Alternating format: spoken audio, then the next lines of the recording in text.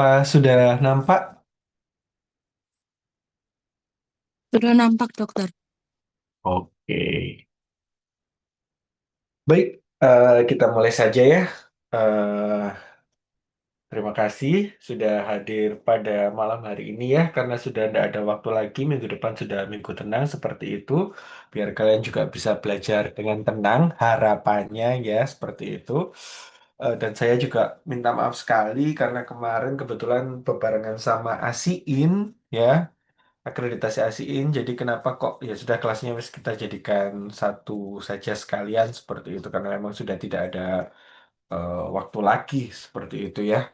Baik, jadi hari ini kita akan membahas mengenai imunologi to infection ya. Jadi mengenai gimana sih proses imun yang terjadi pada saat infeksi itu terjadi pada virus, pada bakteri maupun pada parasit seperti itu.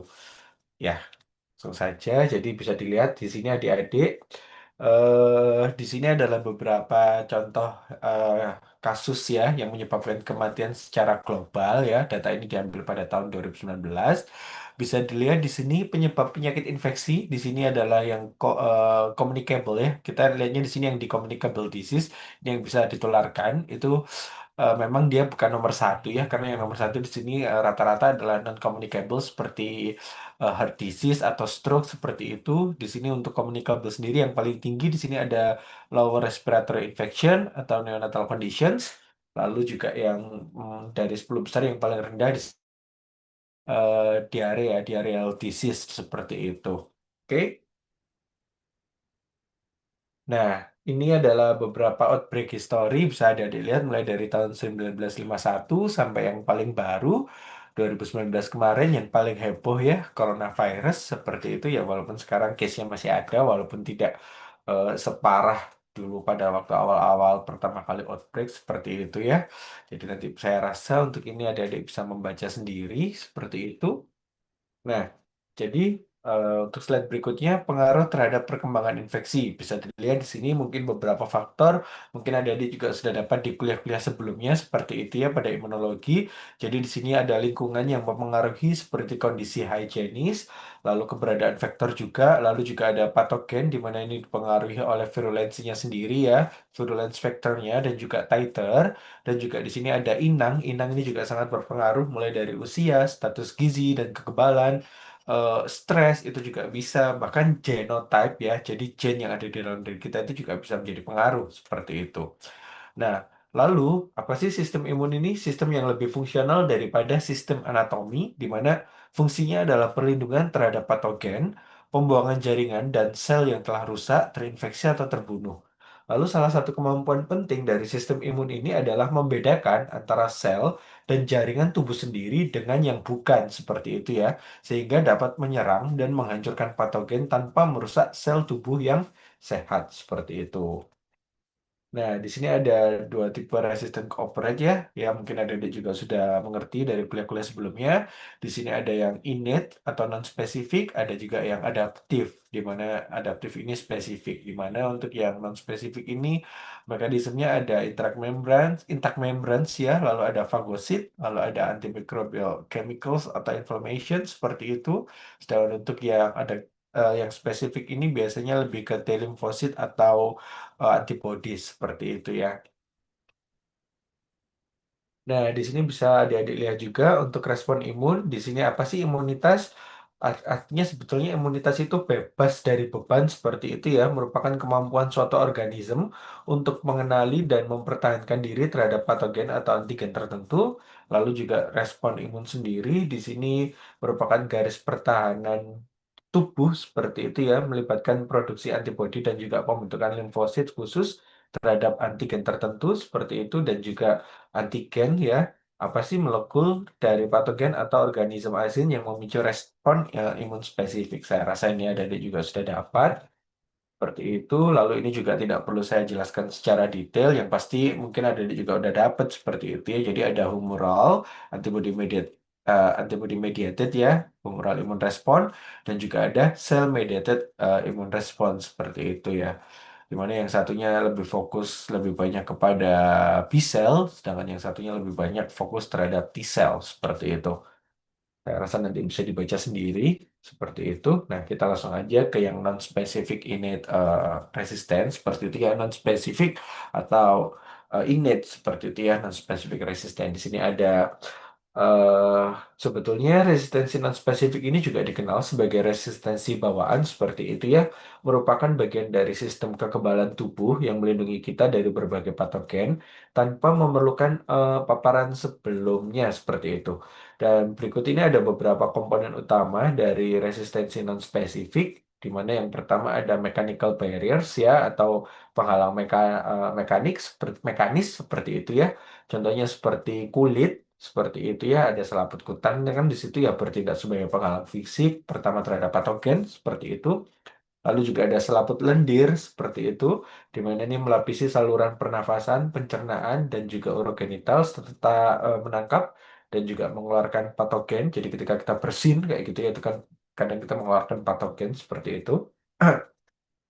Lalu juga ada inflammation atau peradangan di sini, di mana di sini seperti penghalang kimia dan seluler seperti itu ya, termasuk berbagai zat kimia dan sel yang berperan dalam melawan infeksi.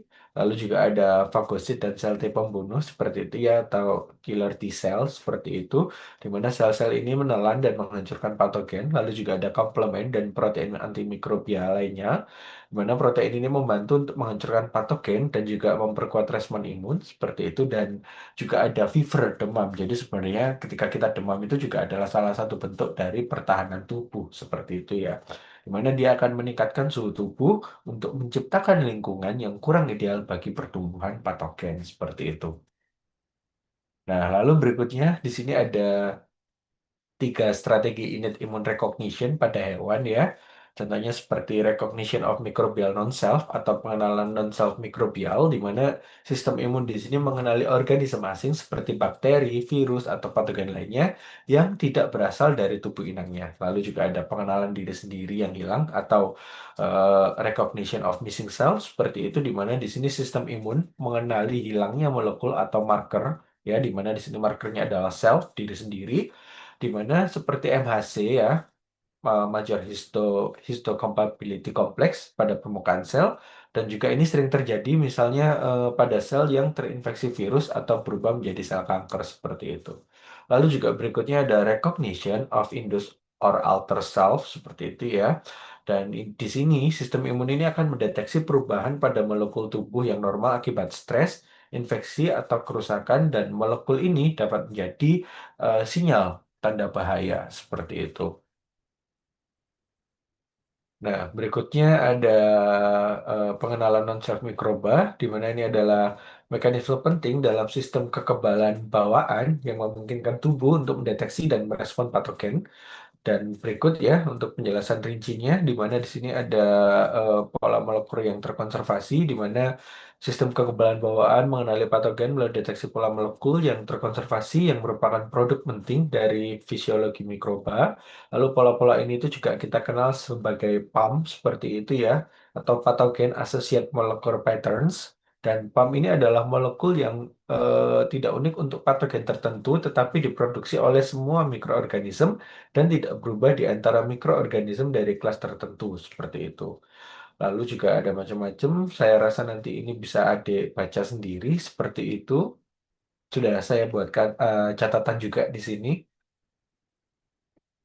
Oke, berikutnya ada APC seperti itu ya, antigen presenting cell, di mana gambar ini itu sebetulnya menjelaskan peran dari APC dalam memproses antigen baik eksogen maupun endogen untuk dihadirkan kepada sel T melalui molekul MHC seperti itu ya.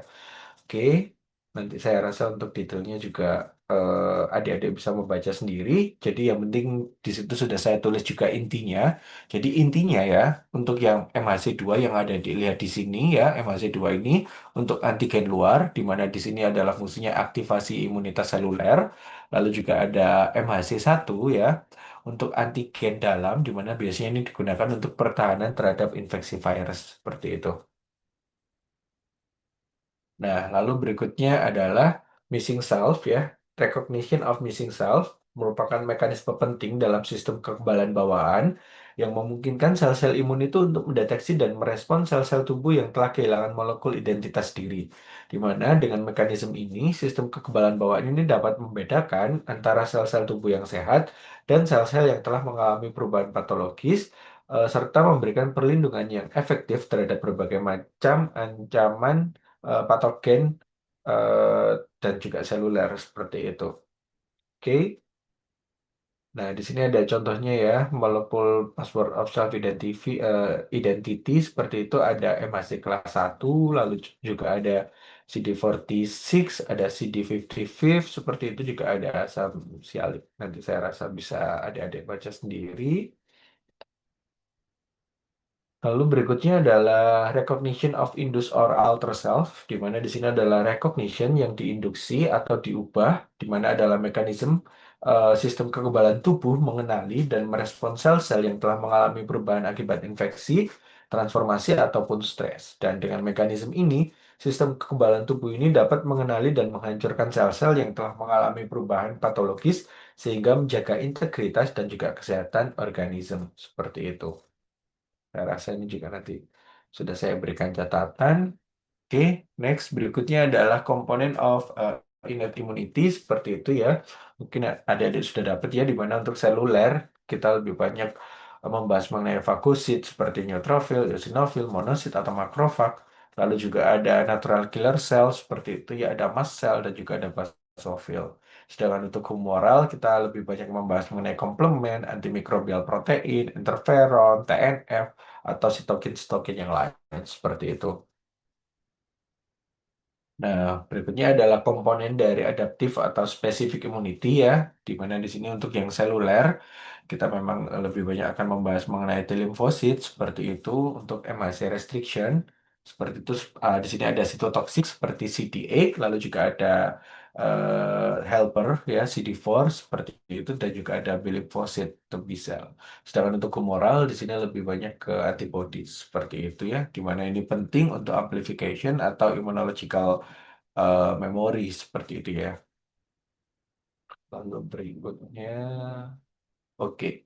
Jadi bisa ada dilihat di gambar ini ya. Jadi itu ada sel T effector dan sel T memory setelah aktivasi oleh antigen melalui APC, di mana naive T cell encounters antigen di sini sel T naif ini belum teraktivasi mengenali antigen yang dipresentasikan oleh APC melalui molekul MHC. Hal ini menginisiasi dari aktivasi sel T. Lalu juga terjadi proses diferensiasi menjadi sel efektor, di mana sebagian besar sel T yang teraktivasi ini akan menjadi sel efektor dan sel efektor sendiri ini akan bertugas untuk melawan target spesifik seperti sel yang terinfeksi virus atau tumor melalui mekanisme seperti sitotoksisitas ya atau sel T sitotoksik atau bantuan imun ya di mana di sini seperti sel T helper seperti itu. Lalu di sini biasanya itu sel efektor ini berumur pendek seperti itu ya. Sebagian besar sel efektor ini bersifat sementara dan mati melalui proses apoptosis setelah tugasnya ini selesai dan ini bertujuan untuk mencegah respon imun yang berlebihan seperti itu ya karena kalau berlebihan nanti dia bisa menjadi autoimun ya seperti itu. Tapi itu nanti saya rasa kuliah dengan dokter Aan ya untuk yang kuliah autoimun. Lalu berikutnya untuk pembentukan sel T memori sendiri, sebagian sel T yang teraktivasi di sini akan berdiferensiasi menjadi sel T memori, ya, di mana sel T memori ini bertahan lama dan juga mampu merespon infeksi ulang dengan lebih cepat dan lebih kuat. Dan untuk peran sitokinnya sendiri, di sini sitokin diperlukan untuk menjaga keberlangsungan hidup dan fungsi dari sel T memori. Seperti itu ya. Jadi sebenarnya secara umum gambar ini tuh menunjukkan bagaimana sistem imun itu mengatur respon awal terhadap patogen melalui sel efektor ya, sekaligus mempersiapkan respon jangka panjang melalui sel memori seperti itu. Nah, kita langsung aja masuk ke bahasan kita yang penting hari ini seperti itu ya. Tadi sedikit review sebetulnya. Nah, sekarang kita fokus ke immunity to virus. Seperti ya kita tahu itu ada banyak virus ya yang beberapa jenis virus yang ada di layar adik-adik. Ada HIV, ada SARS, ada parvovirus, ada herpes virus, variola, dan juga ada hepatitis seperti itu. Jadi adik-adik mungkin sudah tahu apa sih itu virus? Merupakan small segmennya dari nukleik asid bisa RNA atau juga DNA ya, di mana dia ini terbungkus dengan protein atau lipoprotein sel seperti itu. Dia ini juga merupakan mikroorganisme intraseluler obligat yang selalu sepenuhnya bergantung pada sel. Ingat ya, jadi kalau nggak ada sel, virus nggak mungkin dia bisa hidup atau aktif seperti itu ya. Jadi memang dia bergantung sama sel. Karena itu kenapa orang kalau mainan sel biasanya kalau dia mainan virus biasanya dia pasti akan main kultur sel seperti itu. Beda sama bakteri, kalau bakteri kita bisa pakai media macam-macam seperti itu ya. Oke, jadi sebetulnya sel ini buat apanya si virus sih? Jadi dia bisa menjadi penyedia energi atau penyedia bahan baku seperti asam amino, lipid, gula seperti itu bahkan untuk sintesis proteinnya sendiri. Seperti itu. Lalu berikutnya, oke. Jadi untuk antiviral immunity sendiri, dia akan dimulai dari virus entry ya. Virus entry ini biasanya start from mucosal surface seperti itu ya. Setelah itu atau bisa juga dari puncturing skin. Puncturing skin ini bisa dari gigitan serangga ya, atau jarum atau sejenisnya seperti itu. Lalu juga virus akhirnya virus reseptor berikutnya di mana di sini virusnya akan terbinding dengan host cell via spesifik reseptor. Jadi memang dia harus ketemu reseptor yang spesifik seperti itu agar dia bisa binding seperti itu ya. Dan untuk spesifitasnya ini memang bagian dari tropism dari virus sendiri ya, yang merupakan partikular host atau sel seperti itu. Jadi memang harus spesifik agar dia ini bisa eh, mengikat satu sama lainnya seperti itu untuk virus bindingnya itu seperti itu harus ada reseptornya. Nah, lalu ini beberapa jenis virus reseptor di host cell seperti itu ya bisa Anda dilihat seperti virusnya di sebelah kiri, lalu tengah ini reseptornya, lalu cell type-nya yang di sebelah kanan. Seperti virus SIV itu dia reseptornya CD4 seperti itu dan juga untuk cell type infectnya biasanya di sini TH cell seperti itu. Karena itu kenapa kok biasanya untuk orang ya atau hewan-hewan yang dia ini terkena hmm, manusia ya manusia walaupun kita tahu ada FIV juga pada kucing seperti itu tapi memang dia ini kebanyakan menyerangnya adalah reseptornya yang kita cek pertama kali biasanya adalah CD4 CD4-nya seperti itu karena memang dia yang diserang oleh si virusnya seperti itu. Lalu juga ada seperti Epstein-Barr virus, di mana reseptornya di sini CR2 seperti itu ya. Untuk sel type yang diinfeksi ada B cell seperti itu. Lalu juga ada influenza dan lain-lainnya. Saya rasa nanti ada yang bisa membaca sendiri. Lalu berikutnya di sini ada virus cell interaction. Jadi memang setelah dia terbinding tadi ya, terikat satu sama lainnya, di sini pasti akan ada virus cell interaction. Mau nggak mau itu pasti akan terjadi, di mana di interaction ini juga akan mempengaruhi eh, keakutannya seperti itu ya. Jadi eh, virulence factornya dan macam-macamnya itu akan berpengaruh di eh, proses virus cell interaction ini seperti itu. Contohnya seperti akut leukocytopathogenic infection di one cell, di mana ini juga bisa laten dari satu dengan yang lain seperti itu. Dan virus cell interaction ini ada beberapa ya, contohnya seperti ya sitopatogenik, persisten, laten, transforming, abortif, atau null seperti itu hampir tidak ada. Nah ini saya rasa nanti adik-adik bisa cari informasinya sendiri ya seperti itu. Di sini saya hanya menjelaskan yang poin-poin pentingnya untuk virus cell interaction seperti itu. Lalu berikutnya defense against virus ya. Di sini tadi mungkin sudah kita bahas sedikit. Ada yang innate immune mechanism di mana seperti type 1 interferon, ada NK cell, ada juga makrofag seperti itu. Ini memang mereka berperan sangat penting sekali dalam proses pertahanan tubuh terutama dari virus seperti itu ya. Lalu juga ada yang specific respon, biasanya ini dari T cell atau dari B cell seperti itu. Nah, untuk antiviral immunity sendiri, di sini ada interferon alpha atau interferon beta, lalu juga ada NK cell, ada CD8, T cell atau interferon gamma seperti itu dan juga ada B cell. Lalu juga untuk innate response sendiri, biasanya ini sekitar 3 sampai 5 hari seperti itu ya. Lalu untuk T cell sendiri, nah ini biasanya terjadi kalau semisal pada influenza after setelah 4 sampai 5 hari, sedangkan untuk HIV ini biasanya sampai 3 minggu seperti itu.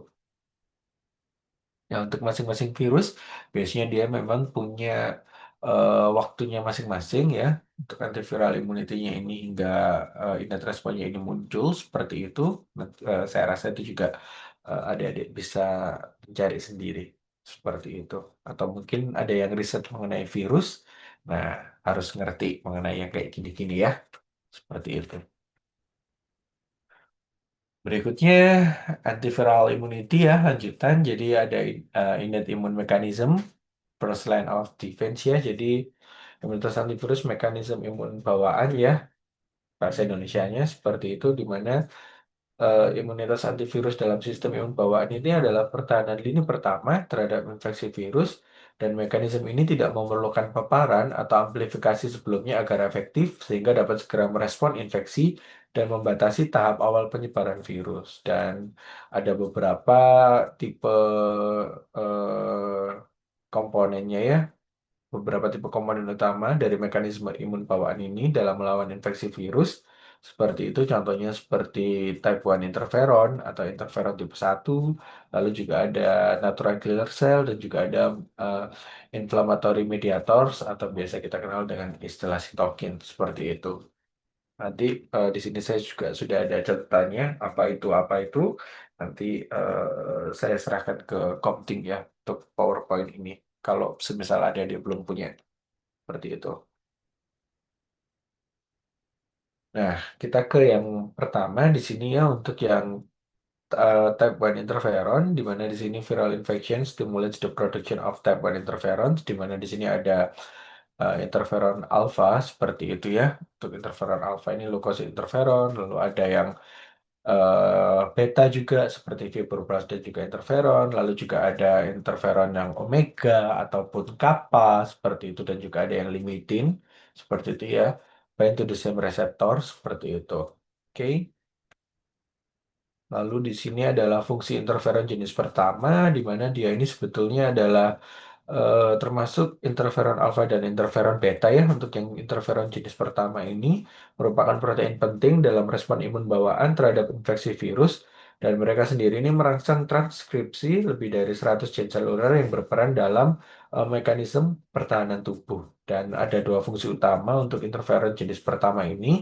Yang pertama ini ada inhibition of viral infection ya, seperti itu atau penghambat infeksi virus dan replikasi dengan menyebabkan keadaan antivirus seperti itu. Lalu juga ada peningkatan aktivitas sel T sitotoksik terhadap sel yang terinfeksi virus seperti itu. Ini juga sudah saya jelaskan. Di sini sudah saya berikan notes ya, catatan. Nanti bisa buat adik-adik belajar seperti itu. Nah, iya, oke. Buat berikutnya ini eh type 1 interferon induced and antiviral state ya. Jadi ini ada dua tipe seperti itu ya. Yang pertama ini type 1 interferon induced as antiviral state. Lalu yang satunya ini adalah type 1 interferon enhanced CTL activity against virally infected cell. Seperti itu. Jadi kalau untuk yang type 1 interferon induced and antiviral state, di sini dia ini eh, untuk virusnya sendiri yang telah menginfeksi sel, di sini akan meriliskan type 1 interferon seperti itu. Lalu juga di mana di sini untuk yang uninfected cell-nya bisa ada dilihat pada gambar di situ ya dia akan berikatan dengan type 1 interferon sehingga virusnya nanti ketika dia masuk seperti itu ya nanti akan terjadi antiviral state seperti itu sehingga virusnya ini tidak dapat untuk melakukan replikasi seperti itu. Jadi dia tetap akan menyerang selnya, dia akan tetap menyerang, akan tetapi di sini virusnya tidak dapat bereplikasi seperti itu. Karena itu kita menyebutnya antiviral state. Sedangkan untuk yang NCNCTL di sini berbeda seperti itu ya. Jadi tahapan pada awalnya ini sama. Jadi virus yang menyerang sel ini nanti dia di sini akan meriliskan type 1 interferon seperti itu. Tapi nanti di sini yang muncul itu adalah CTL seperti itu. Nah, ketika CTL ini muncul, nanti maka di sini selnya ini ya nanti akan lisis seperti itu. Jadi selnya nanti di sini akan berikatan, jadi akan berikatan dengan si CTL-nya, sehingga nanti infected cell-nya ini akan lisis karena dia akan dilisiskan oleh si CTL-nya seperti itu. Dan dia nanti ini juga akan menghasilkan MHC kelas 1 expression seperti itu ya. Jadi bolak-balik ya, bisa ada dilihat panahnya di sini.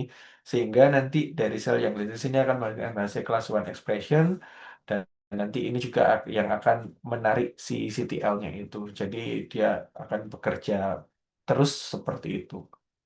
Seperti itu ya. Itu untuk yang agent CTL.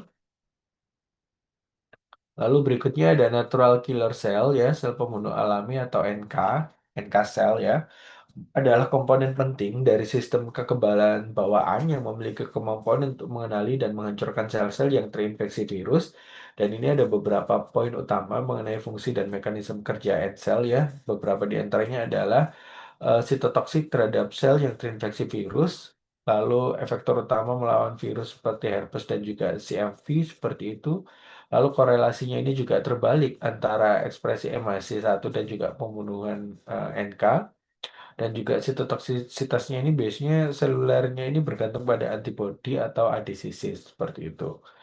Oke, jadi sebetulnya intinya sendiri dengan mekanisme ini ya, dengan mekanisme dari natural killer cell ini, sel NK ini akan memberikan perlindungan yang efektif terhadap berbagai infeksi virus dan juga akan membantu menjaga integritas dari sistem kekebalan tubuh seperti itu. Nah, gampangnya bisa dilihat di gambar ini. Jadi virus yang menginfeksi sel, di situ ada dilihat NK selnya akhirnya bergerak, ya, bergerak, terus dia nempel. Ketika dia nempel, apa yang terjadi? Maka selnya jadi lysis, seperti itu. Dan ketika sel lysis, virusnya antara dia mati atau dia nanti akan mungkin bisa juga menyebar ke tempat lain karena selnya tadi mati. Karena yang dimatikan itu selnya ya, seperti itu. Oke, infeksi selnya jadi lysis, seperti itu. Berikutnya ada spesifik imun respons seperti itu ya. Nah, untuk spesifik imun respons sendiri atau imunitas antivirus respon imun khusus seperti itu, di sini merupakan imunitas antivirus dalam sistem imun khusus melibatkan sel-sel yang dirancang untuk mengenali dan menghancurkan patogen spesifik dan ada beberapa komponen utama dari respon imun khusus terhadap infeksi virus. Yang pertama ada sel T sitotoksik atau sitotoksik T cell seperti itu, lalu juga ada sel B dan juga antibodi dan juga ada pembunuhan sel yang bergantung pada antibodi atau kita kenal dengan istilah ADCC seperti itu ya. Oke, nanti untuk detailnya saya rasa adik-adik bisa membaca sendiri. Lalu ini adalah gambar mengenai kerja dari cytotoxic T lymphocyte kill virus infected cell seperti itu ya. Oke, saya rasa nanti juga ini adik-adik bisa membaca sendiri seperti itu. Kita langsung saja ke yang antibody seperti itu ya. Untuk yang antibody, di mana di sini adalah protein penting dalam sistem kekebalan tubuh yang berfungsi sebagai penghalang utama penyebaran virus antara sel dan juga jaringan. Mereka ini sangat penting dalam membatasi penyebaran virus dalam aliran darah. Dan berikut adalah beberapa cara kerja antibodi dalam melawan infeksi virus.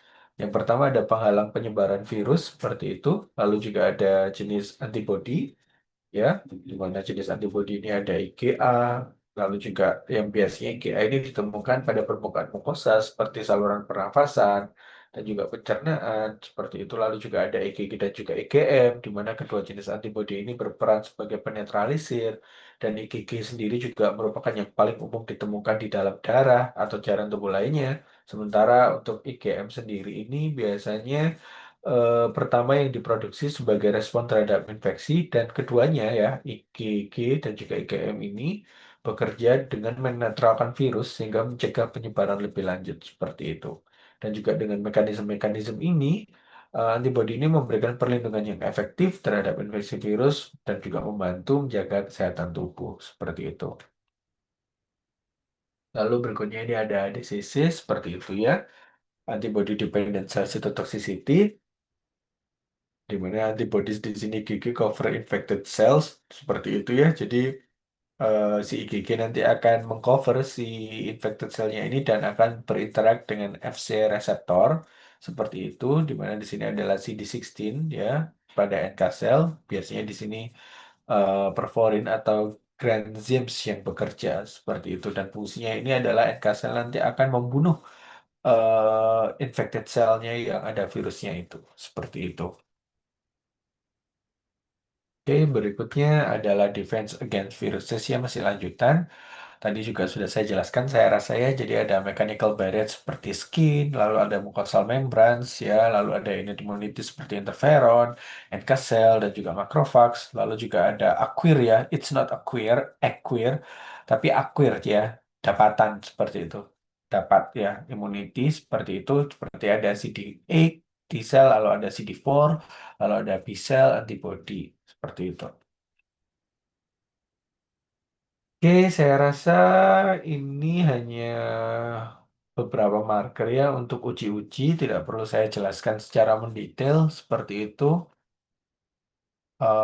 Iya, ini juga saya rasa ini juga proses imunisasi ya atau vaksin seperti itu juga. Saya rasa mungkin adik juga udah dapet seperti itu, tidak perlu saya jelaskan secara detail. Nanti adik-adik bisa membaca sendiri. Karena saya rasa tulisannya di situ juga udah jelas seperti itu ya. Kita langsung aja berikutnya ke immunity dari bakteria seperti itu. Karena habis ini kita masih punya bakteria dan juga kita masih punya parasit seperti itu ya. Oke. Berikutnya di sini untuk immunity dari bakteria sendiri memang ini juga tergantung ya. Kita tahu ini hanya gambaran saja ya bahwa jumlah bakteri di tubuh kita ini sebenarnya cukup tinggi seperti itu ya. Pada manusia sendiri itu cukup tinggi, bisa sampai 10 pangkat 13 sel in the body seperti itu ya. Lalu juga pada skin ya, kulit kita sendiri itu bisa 10 pangkat 12, lalu pada mouth ya, pada mulut ya, bisa 10 10 pangkat 10, atau pada digestive tract itu juga bisa 10 pangkat 14. Jadi anggapannya jumlah bakteri nih kalau yang 10 pangkat 14 sendiri itu sekitar 100 triliun ya, sekitar 100 triliun. CCA itu circa per approximately seperti itu. Kalau yang 10 pangkat 13 itu sekitar 10 triliun. Untuk yang 10 pangkat 12 sendiri ini hampir setara sama 1 triliun seperti itu dan sebagainya. Seperti itu ya.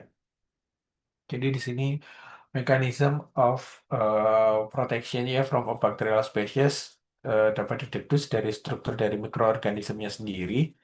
Nah, ini adik-adik harus paham ini ya. Yang pertama adalah immunity dari bakteria. Yang paling penting itu adalah cell wall ya, cell wallnya si bakteria. Di mana ini mechanism of immunity sangat erat kaitannya sama struktur ya, survei struktur dari bakteria, karena masing-masing bakteri ini juga berbeda-beda ya. Jadi adik-adik mungkin mengerti ada yang dia dindingnya tebal, lalu ada yang seperti TB itu juga berbeda dengan bakteri yang lainnya seperti itu. Jadi sangat penting sekali memang struktur pelindungnya si bakteri itu, sel wall-nya sendiri itu sangat penting seperti itu. Dan itu juga akan berpengaruh terhadap sistem imun dan juga treatmentnya seperti itu. Nah, oke, berikutnya adik-adik bisa dilihat di sini mekanisme infeksi bakterinya ya. Di sini ada respon imun infeksi bakteri. Proses infeksinya ada pelekatan ya, startnya dari pelekatan pada sel hospes, di mana di sini biasanya startnya ini pertahanan tubuhnya ini tubuh itu akan melakukan blokade perlekatan dengan sekresi dari IgA seperti itu.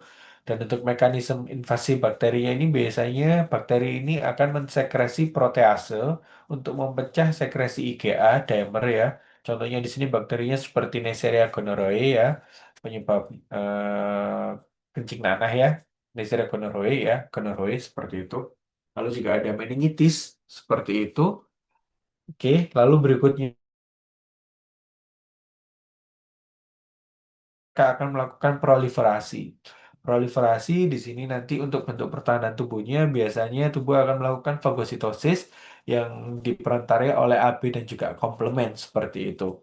Oke, di mana di sini mekanisme infeksi bakterinya, mereka ini bakteri biasanya akan merubah struktur permukaan dengan kapsul atau protein M atau fibrin, di mana ini untuk melindungi si bakterinya itu untuk menghambat fagositosis seperti itu. Nah, kalau ini berhasil, maka nanti dia akan lanjut ke proses-proses berikutnya. Bisa lanjut ke proses invasi jaringan hospes. Tapi sebelum itu juga ada bentuk proses pertahanan tubuh yang lainnya seperti komplement ya. Komplement di sini memperantarai proses lisis, di mana apabila terjadi lokalisasi respon keradangan, dia di sini akan membantu seperti itu. Dan di sini biasanya untuk mekanisme invasi bakterinya sendiri, dia akan membuat resisten terhadap gram positif dan juga negatif, di mana di sini dia akan berubah LPS dengan cara insert long side chain pada dindingnya mereka seperti itu. Jadi memang bakteri ini adalah beberapa proses cara mereka mempertahankan diri dari proses pada saat mereka diserang oleh sistem imun seperti itu ya. Nah, ketika mereka berhasil sukses ya, mereka akan melakukan invasi jaringan hospes, di mana pada proses ini biasanya tubuh ini juga akan mempertahankan tubuh kembali. Di sini dia akan menggunakan aglutinasi, di mana aglutinasi ini akan diperantari oleh antibodi seperti itu. Tapi di sini untuk mekanismenya sendiri, apabila sekresi elastase untuk inaktivasi C3A dan C5A ini sukses, ini juga akan berlanjut pada tahap berikutnya seperti itu. Seperti bakteri nanti akan tetap bisa berkembang dan juga menghasilkan toksin, di mana toksin ini nanti akan menginduksi dari kerusakan sel seperti itu. Dan juga untuk toksinnya sendiri, ini juga tubuh sebetulnya juga sudah mempertahankan diri seperti itu ya. Apabila ini terjadi, nanti akan ada netralisasi toksin dengan antibodi seperti itu. Nah, contohnya di sini nih untuk mekanisme invasi bakterinya sendiri juga biasanya bakteri ini akan mensekresi hyaluronidase ya untuk meningkatkan invasi bakteri. Seperti itu. Jadi sebetulnya proses ini itu saling berkelanjutan dan berkesinambungan mulai dari bisa ada adegan yang di sebelah kiri ya, mulai dari perlekatan pada sel hospes. Lalu bakteri melakukan proliferasi, bakteri melakukan invasi, dan bakteri mengeluarkan toksin untuk melakukan kerusakan sel seperti itu, untuk menginduksi kerusakan sel seperti itu. Dan apakah antara bakteri satu sama yang bakteri lainnya itu prosesnya akan sama, Dok? Secara garis besar hampir sama seperti ini, tapi satu bakteri dengan bakteri lainnya tentu prosesnya akan berbeda. Jadi depends on bakteri apa yang ada di pelajari, itu juga pasti akan mekanismenya akan berbeda seperti itu. Bahkan sekresi toksinnya juga bisa aja berbeda seperti itu ya. Di sini mungkin ada hyaluronidase, mungkin yang lainnya bisa mengeluarkan hemolysin atau sejenisnya, semacam-macam seperti itu ya. Depends on what kind of bacteria that you study. Seperti itu. Oke, berikutnya di sini ada kontribusi respon imun terhadap patogenitas bakteri. Di sini ya, agen patogen stimulasi produksi sitokin yang berlebihan ini dapat menimbulkan gejala seperti bacterial septic shock atau toxic shock syndrome. Nah, untuk bacterial septic shock sendiri, ini biasanya disebabkan oleh endotoksin menginduksi makrofag produksi IL-1 dan juga TNF alfa berlebihan menyebabkan septic shock seperti itu. Nah, toxic shock syndrome ini biasanya untuk bakterinya nih ya, eksotoksinya ini dari Streptococcus di mana berfungsi sebagai super antigen yang menginduksi sel T untuk mengekspresikan reseptor yang berlebihan, khususnya V beta seperti itu ya, sehingga terjadi overproduksi sitokin yang menimbulkan gejala penyakit seperti itu. Oke, cuman ini juga kembali lagi seperti yang saya jelaskan tadi, saya rasa ini bisa ada dibaca sendiri. Nanti saya sudah memberikan keterangan di situ. Ini hanya salah satu contoh saja, karena tiap bakteri ini biasanya prosesnya juga akan berbeda seperti itu. Jadi depends on what kind of bacteria that you learn seperti itu ya. Berikutnya di sini juga ada tuberkulosis. Ini juga prosesnya berbeda. Nah, intinya gini aja ya. Gambar ini itu menjelaskan interaksi antara patogen TB dan sistem imun tubuh serta bagaimana respon ini membentuk tuberkel, suatu karakteristik khas infeksi TB di paru-paru. Jadi sebetulnya tuberkel yang ada dilihat di penyakit di orang sakit TB atau di sapi yang terkena tuberkulosis atau hewan-hewan lain yang terkena tuberkulosis, karena kita tahu TB itu bisa menyerang banyak sekali organisme seperti itu ya. Sebetulnya tuberkel itu adalah bukan hanya proses pertahanan tubuh dari si bakterinya ini, tapi itu juga adalah proses pertahanan tubuh dari tubuh kita sendiri seperti itu. Jadi sebetulnya karena dia tidak berhasil menghilangkan si bakteri ini, akhirnya terbentuk tuberkel, tuberkel, tuberkel seperti itu. Nah, dan memang untuk bakteri-bakteri yang bisa menimbulkan tuberkel ya atau istilahnya kita kenal memang dominanly ya, dominannya ini berasal dari bakteri-bakteri yang intraseluler dan memang untuk bakteri-bakteri intraseluler itu treatmentnya jauh lebih sulit daripada bakteri ekstraseluler seperti itu. Kalau ekstraseluler, oke dia nyebabin toksin, kita obati si bakterinya, kita lalu kita minum antitoksin seperti itu udah bisa sembuh. Tapi kalau bakteri-bakteri intraseluler ini biasanya pengobatannya cukup lama sekali. Contohnya seperti TB ya, TB itu bisa sampai 6 bulan untuk pengobatannya sendiri ya, dan obatnya juga rifampicin lah. Itu pokoknya obatnya sudah ditentukan itu, dan itu juga nggak boleh jeda seperti itu ya. Jadi minumnya harus teratur juga. Kalau nanti misal ada yang terhenti, dia harus mengulangi lagi 6 bulan yang sama. Jadi memang serigid itu untuk mengobati penyakit dari bakteri-bakteri intraseluler yang cukup sulit, utamanya TB ya biasanya seperti itu. Tapi memang intraseluler ini lebih nakal bakterinya bila kita bandingkan dengan yang ekstraseluler seperti itu. Oke, lalu berikutnya ini eh, berikutnya ini ada ini ya proses dari toksin netralisasi, lalu juga complement mediated lysis, lalu proses opsonisasi and fagositosis dan juga mediated mass. Saya rasa ini juga adik-adik nanti bisa membaca sendiri ya. Itu sudah jelas saya jelaskan di konsep infeksi bakterinya yang di samping dan juga sudah ada gambarnya seperti itu. Oke. Lalu berikutnya ini adalah parasit ya. Oke, mungkin saya juga nggak banyak bahas. Ini contohnya seperti respon imun infeksi dari Schistosoma mansoni seperti itu ya. Jadi untuk Schistosoma mansoni sendiri, biasanya yang terjadi itu adalah respon humoral IgE, lalu ada CD4 dan juga T cell, lalu juga ada proses komplement. Lalu ini juga dipengaruhi oleh eosinophil chemotatic factor, lalu juga neutrophil chemotatic factor, dan juga platelet activating factor. Seperti itu untuk prosesnya. Saya rasa nanti adik-adik bisa membaca sendiri, karena memang eh, penyakit apa itu pasti nanti proses imun yang terjadi di dalam tubuh ya, antigen antibodinya juga pasti akan berbeda seperti itu. Jadi depends on seperti itu ya. Lalu berikutnya ini juga plasmodium ya. Saya rasa nanti ini juga adik-adik bisa membaca sendiri. Ini trypanosoma. Nah, mungkin untuk trypanosoma ini juga sebetulnya masih cukup banyak ya di Indonesia seperti itu, dan memang ya cukup sulit pengobatannya juga.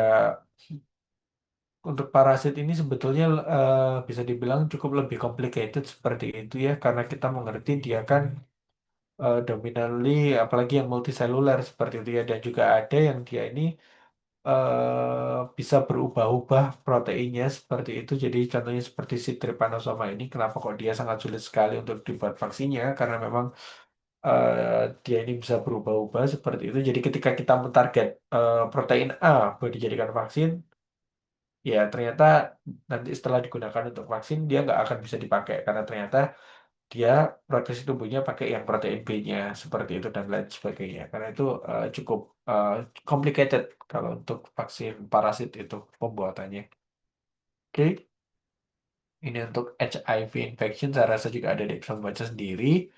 Ini juga nanti mungkin bagaimana instruksi dan deteksi respon imun. Saya rasa ini sudah ada di kuliah sebelumnya ya, yang perhitungan respon-respon imun seperti itu. Oke, nanti mungkin bisa membaca sendiri seperti itu ya. Ini juga, ini hanya modal saja, teknologi-teknologi yang hmm, lagi in seperti itu, yang sedang ada seperti itu. Saya rasa nanti adik-adik bisa membaca sendiri seperti itu. Oke, sampai di sini apakah sekiranya ada pertanyaan? Oke, tidak ada. Saya rasa udah jelas ya.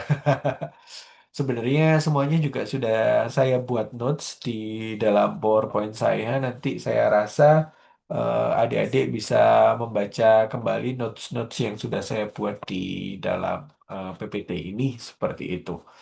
Baik, kalau semisal tidak ada yang bertanya, saya lanjut ke absen ya. Oke, saya izin stop share dulu. Sudah absen saja. Nanti kalau misalnya ada yang bertanya, silahkan bisa ngechat saya, nggak masalah. Oke.